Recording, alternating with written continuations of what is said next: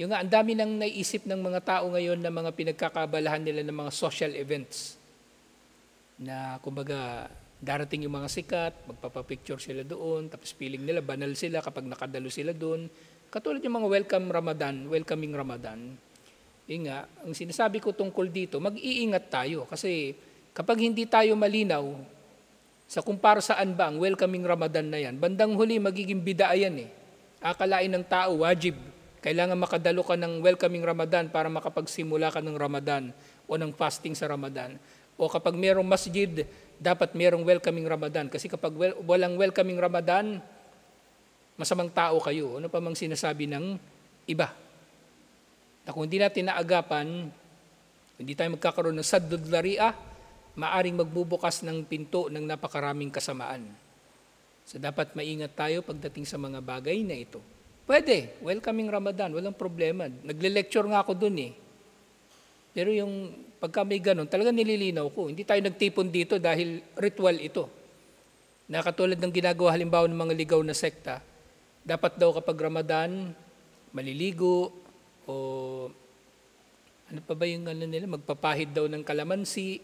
Ang dami nilang iba't ibang naiisip kung paano nila sinasalubong ang Ramadan. Walang anumang isinabatas na ritual kung paano sasalubungin ng mananampalataya ang Ramadan, liban na lang siyempre sa puso, isip, diwa, dila, katawan, buong pagkatao niya na nakahanda na ilaan niya ang lahat ng kanyang effort at oras upang sambahin si Allah sa dakilang buwan na ito ng Ramadan. Yun ang welcoming Ramadan, ang tunay na welcoming Ramadan. Inihanda mo yung sarili mo na magbasa ka ng magbasa ng Quran, makaunawa ka sa Quran, makinig ng Quran, makadalo ng tarawih, makapag-fasting sa lahat ng araw ng pag-aayuno sa taon na yon, sa Ramadan sa taon na yon.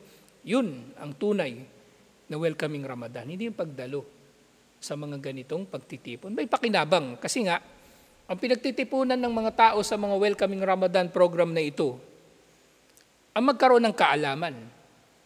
Pero hindi yung pagtitipon na yun mismo.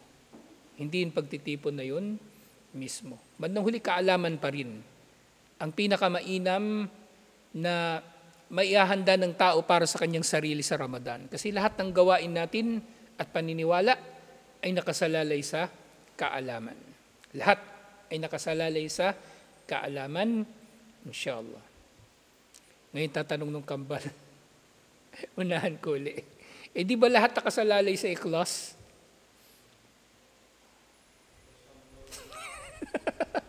Hindi, wala namang conflict doon eh.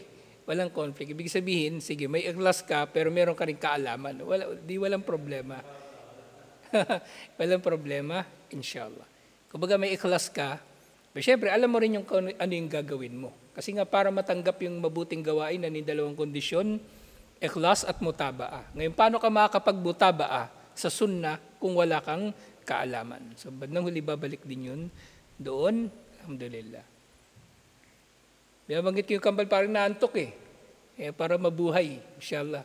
Ito, buti ito, nagkakape. Masigla, inshallah.